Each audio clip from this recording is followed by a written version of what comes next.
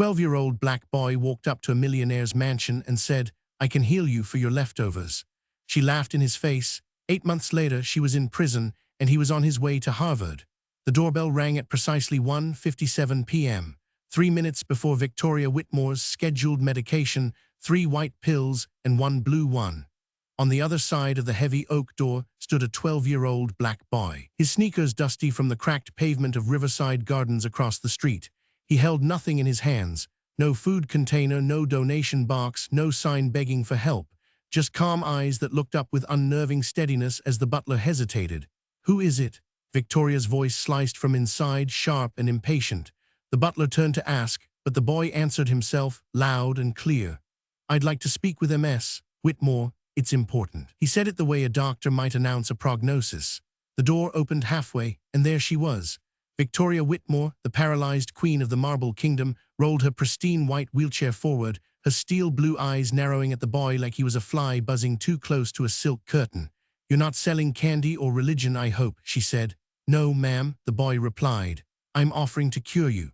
There was a silence, sharp and sudden. Victoria blinked. "Excuse me, I can help you walk again," he said, his voice level, unshaken. "In exchange for your leftovers, the food you throw away every day." Victoria's laughter echoed through the marble-floored hall like glass breaking. It wasn't joy, it was mockery. "Oh, that's rich," she said, shaking her head. "Macumba from a slum kid. What's next? Voodoo yoga? Listen here, little boy. I've spent $15 million on the best doctors in the world over the last 8 years. You think I'm going to let a child who probably can't even spell neurosurgeon cure me?" "I'm not asking you to believe," Daniel replied. "I'm asking you to notice." That stopped her only for a second. Daniel's gaze didn't move. It wasn't defiant. It was clinical. He was studying her. "You always close your curtains at 2:15, right after your medication. You complain your legs feel cold even when it's 90 degrees out. You took those 3 white pills and 1 blue one just 10 minutes ago." Victoria's smirk faltered. She opened her mouth, then closed it again. The silence between them stretched, heavy with something new, not threat, not even curiosity. "Fear you've been watching me?" Daniel didn't answer. He didn't have to. Instead, he tilted his head ever so slightly, looking past her into the grand hallway. The chandelier above reflected in his eyes, but his focus was on her feet. Subtle, almost imperceptible. But there it was, a twitch, small, unconscious. Her left foot had moved. He blinked once, locked the detail in his mind, then turned to leave. Victoria called out after him, voice laced with anger now. "Don't you come back here again." Daniel paused, one hand on the rusted gate. Then softly over his shoulder he said, "You don't need more doctors, you need someone who sees what they don't." He walked away. Inside the mansion, Victoria sat still, very still. Her hand reached for her leg, not to move it, but to touch it, as if to ask silently if he had seen something even she hadn't noticed. Across the street, in a tiny second-story window, a shadow moved behind a torn curtain. Ruth Thompson was watching. Her grandson had just returned, and he was smiling. Victoria didn't sleep that night. She sat upright in her bed, the silk sheets untouched beneath her, staring at the prescription bottles lined up on her bedside table.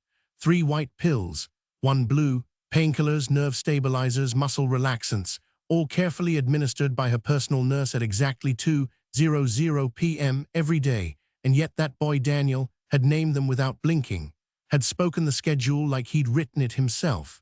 She reached out, hesitating for a moment before her fingers touched the cool plastic of the pill bottle. Her hand trembled, not from pain, not from weakness, from something far more unfamiliar, uncertainty. Across the street, through the open second-story window of a crumbling brick apartment, Daniel sat next to his grandmother on their narrow porch. Ruth Thompson handed him a worn, leather-bound notebook. His fingers opened it with the familiarity of ritual.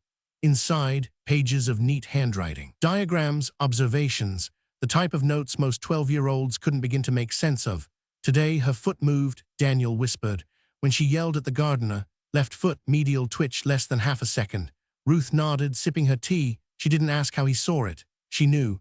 He'd been watching Victoria Whitmore every day for nearly 3 weeks. From the moment her silver wheelchair rolled out onto the patio each morning, to the second she ordered someone to draw the curtains at sunset.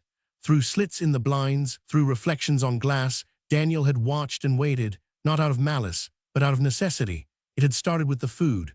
Victoria's staff tossed entire trays of untouched gourmet meals into the bin behind the mansion every afternoon. Meanwhile, Daniel and his grandmother split canned beans for dinner. The injustice stung, but it wasn't what pushed him to act. It was the moment he saw her foot twitch, barely there, but unmistakable. Her right leg stiffens when she gets emotional, Daniel said. She tries to hide it, but she can't control everything. Victoria had no idea that the boy she dismissed as a street urchin had spent his life learning to see what others ignored.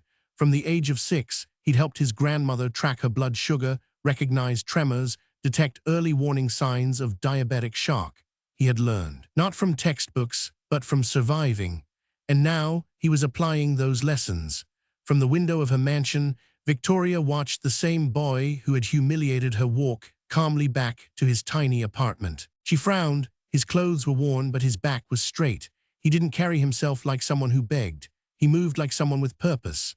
Later that evening, as the household staff retired for the night, Victoria wheeled herself into the bathroom and locked the door behind her. Alone, she looked in the mirror. Her reflection stared back, flawless makeup, tailored robe, the mask of control, but her hands betrayed her.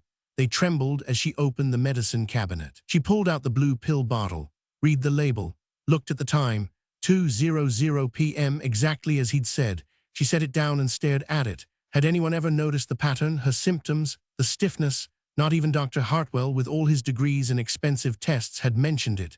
But a boy had, a boy from across the street. Meanwhile, Daniel sat cross-legged on the living room floor, scribbling quietly in his notebook. Ruth watched him from the kitchen, pride in her eyes, but also worry. She knew the burden of knowledge, especially when the world refused to hear it from voices like theirs. Tomorrow, Daniel murmured to himself, flipping the page. I'll test her response to emotional triggers. If she yells again, I'll watch the calves, see if the involuntary flex repeats. Ruth said nothing. She didn't need to. She'd seen that look before, in her own mother, in her grandmother. The look of someone chasing truth no one wanted to find. In the mansion, Victoria sat in silence. In the apartment, Daniel prepared. And between them, an invisible line was forming, drawn not in chalk but in truth. A boy with no credentials and a woman with every luxury had begun a quiet war, not of anger, not even of revenge, but of observation. And observation, when done well, can expose what arrogance tries hardest to hide. The steam from Ruth Thompson's tea curled into the night like a whisper. On the front porch of their weather-worn apartment, a dim bulb flickered above their heads, casting shadows across the wooden planks. Daniel sat beside his grandmother, notebook in hand, legs tucked under him. The distant hum of the city buzzed like background static, but in this quiet corner of Riverside Gardens, it was just the two of them and the weight of unspoken knowledge.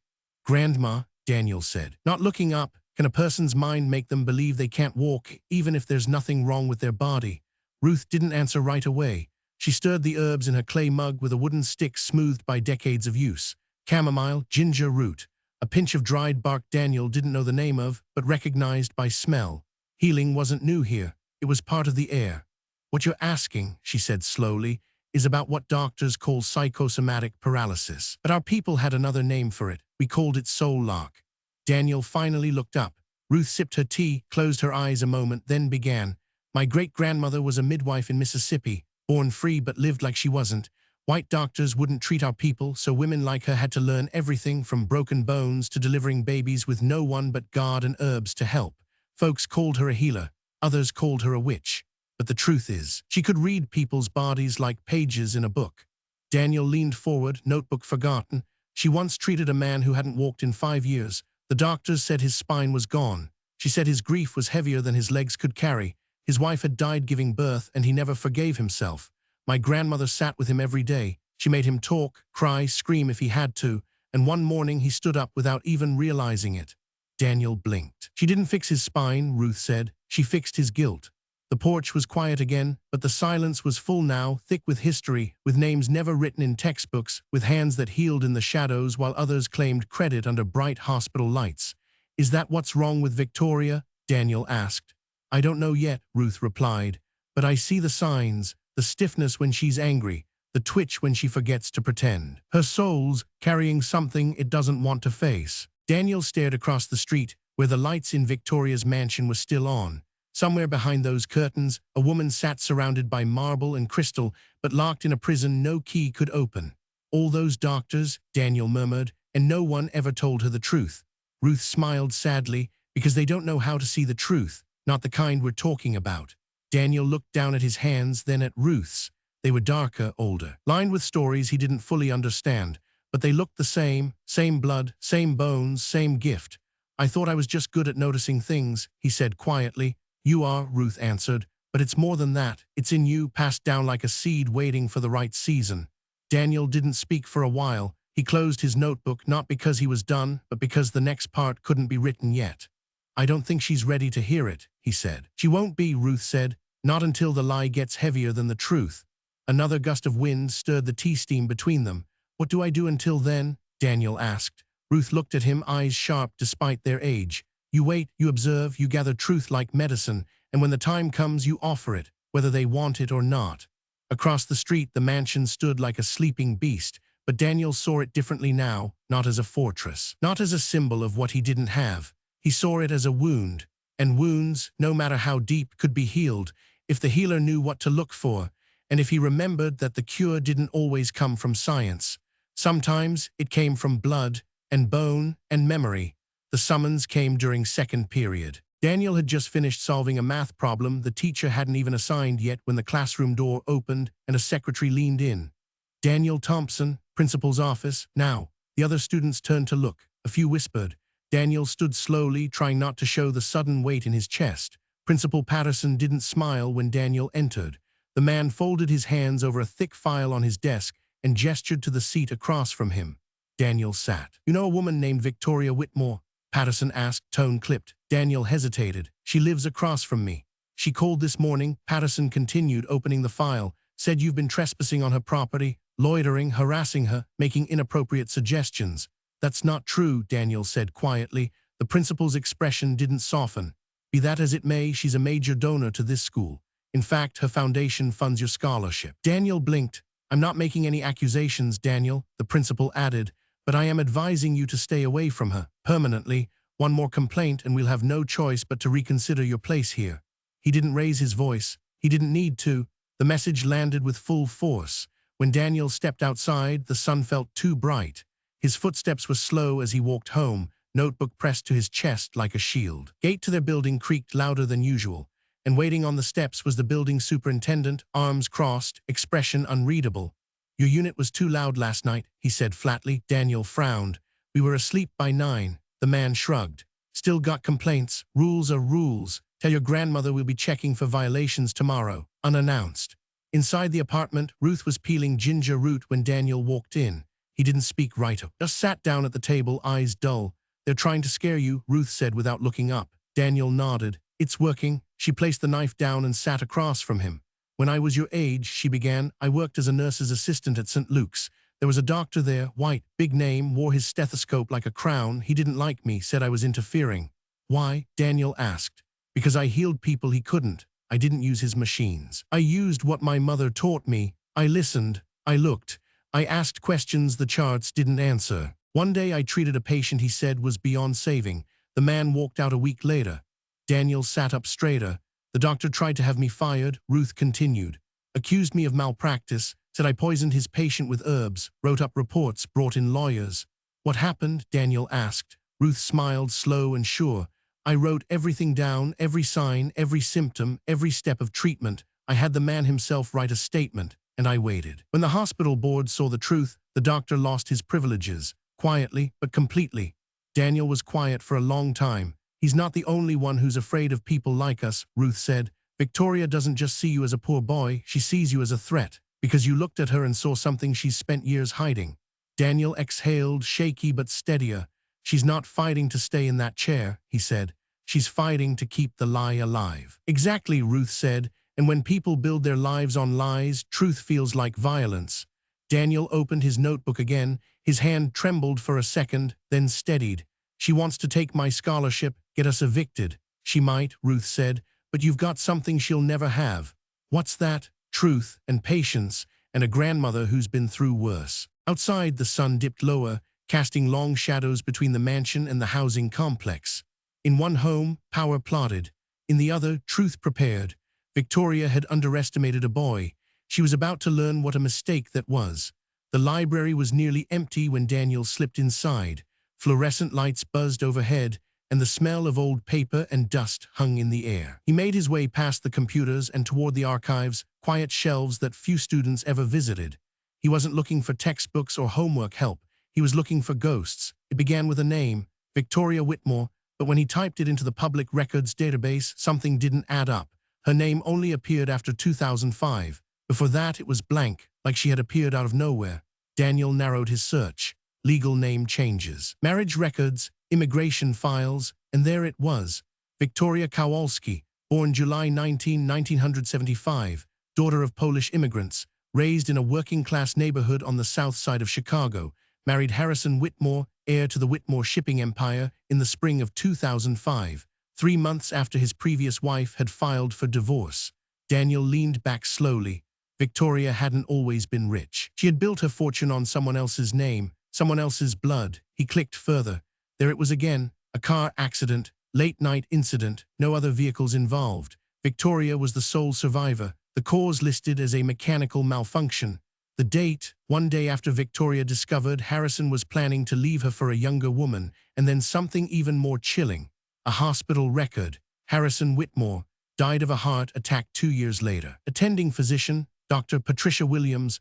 Daniel recognized the name from one of Ruth's old stories, but it was the next document that made his breath catch. An amended will, signed 7 days before Harrison's death while he was hospitalized, leaving everything, every stock, every property, every dollar to Victoria. No mention of previous heirs. Daniel sat frozen. This wasn't just grief. This was a pattern. A poor woman married into a dynasty. Then came the betrayal. The accident, the sudden death, the rewritten will, and the final twist, a diagnosis of paralysis that made her untouchable both legally and emotionally. But Victoria hadn't accounted for memory, and Ruth Thompson's memory was long. That night, Daniel sat across from his grandmother at the kitchen table. The lights were low and the tea had gone cold between them. In front of Ruth lay an old leather box, its corners worn, the lock long broken. "You were right," Daniel said, "about all of it." Ruth said nothing. She waited. He told her everything. About Victoria's real name, about the timing of the crash, about the doctor, about the will, about the gap between what was reported and what made sense. And then Ruth opened the box. Inside were faded photographs, hospital name tags, handwritten notes on yellowed paper. "She thinks no one remembers," Ruth said softly, "but I do." Daniel pulled out a photo, 2 women standing in a hospital room. One was Ruth, younger, wearing a nurse's badge. The other, pale, frail, as a woman lying in bed. On the back, written in pencil, Marion Whitmore, 1987. "She had terminal cancer," Ruth said. "Doctors gave her weeks. She lived 3 more years after I treated her." "With what?" Daniel asked. "With knowledge passed down, not from books, from hands, from hearts." Daniel reached for another document, a discharge form, signed by Dr. Patricia Williams, but it was Ruth's notes that told the real story. Herbal compresses, breathing techniques, visualization therapy, no chemo, no radiation. "Victoria's husband was Marion's son," Daniel said slowly, "and Marion survived because of you." Ruth nodded. "She owes you," Daniel whispered, "and she doesn't even know it." "She knows enough to be afraid," Ruth said. "She remembers me. I saw it in her eyes when we passed once. But she's rewritten her past so many times she can't afford to admit the truth." Daniel sat back, heart pounding. "She didn't just fake paralysis," he said. "She stole an identity, hid a crime, buried a history. She buried us," Ruth said, "along with every other name they didn't want remembered." Daniel stared at the documents. "My great-grandfather worked on their land," he said. "My great-grandmother cleaned their house. You cared for their dying. We were part of their story, and they erased us." "Until now," Ruth said. Daniel closed the box gently. "Victoria thinks I'm just a poor boy begging for scraps," he said. "But what she doesn't know is that I carry every secret she tried to hide. In my blood, in my bones." "She's not afraid of you because of what you said," Ruth replied. "Afraid of what you are." Daniel nodded slowly. "A witness, a living ledger, proof that truth doesn't die just because someone locks the doors and draws the curtains. Sometimes it watches, sometimes it waits, and sometimes it knocks." It was a Sunday morning when the doorbell rang, not the side gate, not the service bell, the front door. Victoria Whitmore stared at it like it had committed a crime. No one used that entrance unless they believed they belonged. The knock came again. Calm, steady, certain, she rolled forward in her wheelchair, robe tied tight, jaw tighter. When she pulled the door open, her breath caught. Daniel stood there, not alone. Beside him was Ruth Thompson, hands folded calmly over a leather briefcase. And just behind them, half hidden by sunglasses and silence, stood Dr. Patricia Williams. "What is this?" Victoria snapped. "Some kind of joke." "No joke," Daniel said. We're here to keep a promise. Today is the day you walk again." Victoria laughed, but it didn't land the way it used to. The sharpness was dulled. There was something in her eyes now. Something that looked a lot like fear. "You think I'll let you in my home? I've called security." "Please do," Daniel replied. "They'll want to hear this too." He reached into his pocket and pulled out a small black device, pressed play. Victoria's voice crackled through the speaker, unmistakable. "Dr. Williams, I need you to stick with the diagnosis. If Harrison finds out I can walk, I'll lose everything in the divorce. Keep confirming the paralysis and I'll double your fee." Victoria's face went pale. "That's not real," she whispered. "It's real," Dr. Williams said, stepping forward. "And so are the files I kept, the tests I ran, the ones I altered at your request." "You can't prove anything," Victoria said, voice rising. Ruth opened the briefcase. Inside were folders, labeled, indexed, every fake scan, every false report, every signature doctored under pressure. "Thought silence was loyalty," Ruth said, "but some of us were just waiting for the right time." Daniel pulled out his phone, connected it to a portable speaker, hit play. The first video showed Victoria in her private gym, alone, moving freely, jogging slowly on a treadmill. In another, she stood from her wheelchair to reach a book high on a shelf. In a third, she danced alone in her garden, barefoot, unaware of the camera hidden across the street. "Stop," Victoria shouted, trying to move forward, but her chair remained still. "There's more," Daniel said, voice calm. "Phone calls, bank transfers, the amended will, but maybe we should talk about what really happened to Harrison." Ruth stepped forward now, her voice low and sure. "I saw it too many times in the hospital. The symptoms, the sudden collapse, the heart struggling but no blockage found. That wasn't a heart attack. It was digitalis, extracted from the foxglove plant, ministered in microdoses, undetectable after 72 hours. Victoria's breathing grew shallow, her fingers clutched the armrests. "You poisoned him," Daniel said. "Then you forged the will, and when the guilt got too loud, you made yourself a victim. You sat down and never stood again." Silence, not one sound in that grand marble hallway. Then Daniel took a step forward, just one, his eyes locked on hers. "Get up," he said. She didn't move. "I said get up." Still nothing. Then his voice changed, sharper, like a command she couldn't ignore. "Get up, Victoria." Her body moved before her mind could stop it. Her legs tensed, her knees straightened, and like a puppet with cut strings suddenly rewired, she stood.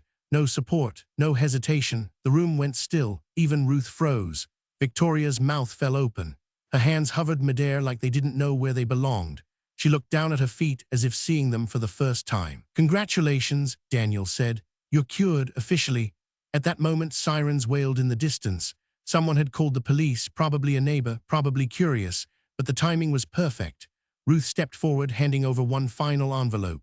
"These are going to the police, the IRS, the FBI, medical fraud, insurance fraud, murder, and of course media outlets. Tomorrow, the world will know what happened inside this house." Victoria tried to sit back down. Her legs buckled beneath the weight of her unraveling lies. But Daniel caught her arm before she could fall. "Funny," he said softly. "You pretended to be paralyzed for 8 years, but it's not your legs that failed you." He let go. She collapsed into the chair, eyes wide, chest heaving. "The real paralysis," Ruth said, "was in your soul. You convinced yourself you were a victim because it was easier than facing the truth." Police footsteps echoed outside the door. Victoria looked up, eyes darting between the three of them. "You don't understand," she whispered. "He was going to leave me with nothing. I gave him everything. I gave this life everything. And now it's taking it back," Daniel said. The knock came at the door. This time it wasn't a boy, it was justice. 6 months later, the mansion once wrapped in marble and silence had been reborn. The Ruth Thompson Community Healing Center stood where privilege used to sit untouched. Inside its walls, children learned about herbs and biology. Grandmothers taught memory not found in textbooks, and healing no longer wore a white coat, it wore history. Daniel, now 14, had just been accepted into Harvard with a full scholarship in medical science, not because of headlines. He'd refused every interview, every 6-figure book deal, every network offer.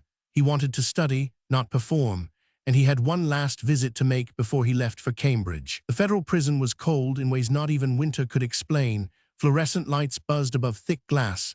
Daniel sat at the visitation table, hands folded, posture calm. Victoria Whitmore was wheeled in, thinner now, her eyes dull, her hair grayer. This time there was no mask of power. She didn't speak at first, just stared at him through the glass. "You came to gloat," she said flatly. Daniel shook his head. "I came to be clear." She raised an eyebrow. "I never wanted to destroy you," Daniel said. I just wanted you to stop destroying us.